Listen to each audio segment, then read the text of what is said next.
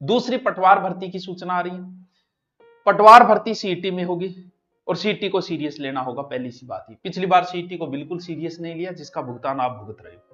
CET को serious कई बार बच्चा डर जाता है, यार इसमें इंग्लिश आती है, इसमें मैथ भी आती है, हिंदी भी आती है। अरे भैया, सबको सब कुछ नहीं आता। ऐसा कोई नहीं है जिसे इंग्लिश भी अच्छी आ रही हो, हिंदी भी अच्छी आ रही हो, मैथ भी अच्छी आ रही हो। कुछ पोर्शन कमजोर होते हैं तो उसके लिए हम है ना, कोचिंग है, ऑनलाइन है, ऑफलाइन है।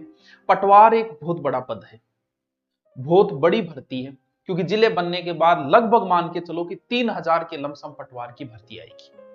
ये तो पक्की है भी। नायब तहसीलदार की हम नहीं कह सकते कि आ जाएगी, कल आएगी, आएगी या नहीं आएगी। हो सकता है नहीं भी आई, क्योंकि आज तक नहीं आई, और हो सकता है आ भी जाए। लेकिन पटवार की तो पक्की है, कन्फर्म है, भर्ती आएगी ही आएगी, और इसी सीईटी में आएगी। अब आप इस सीईटी को सीरियस अगर ले लेते हो तो पटवार की तैयारी करने की आगे जरूरत नहीं, क्योंकि सीईटी और फिर पटवार के बीच में आपको इतना समय नहीं मिलेगा कि आप कोचिंग में अपना समय बर्बाद करो। सीधी सी बात, इसी सीईटी को अच्छे से पढ़ना होगा। अगर आप इस सीईटी को अच्छे से पढ़ लेते हो, छोड़ो सारी टेंशन खत्म हो जाएगी आपकी। लेकिन इसके लिए बहुत सारे आ रहे थे कि सर नए बेंच कब ले रहे हो सीईटी के, तो चाहे आप पटवार बोल दो चाहे सीईटी बोल दो, बात एक ही है। क्योंकि सीईटी का जो सिलेबस है उसी में से कुछ काट छांट के पटवार का बचेगा, लेकिन सीईटी तो फिर पढ़नी पड़ेगी।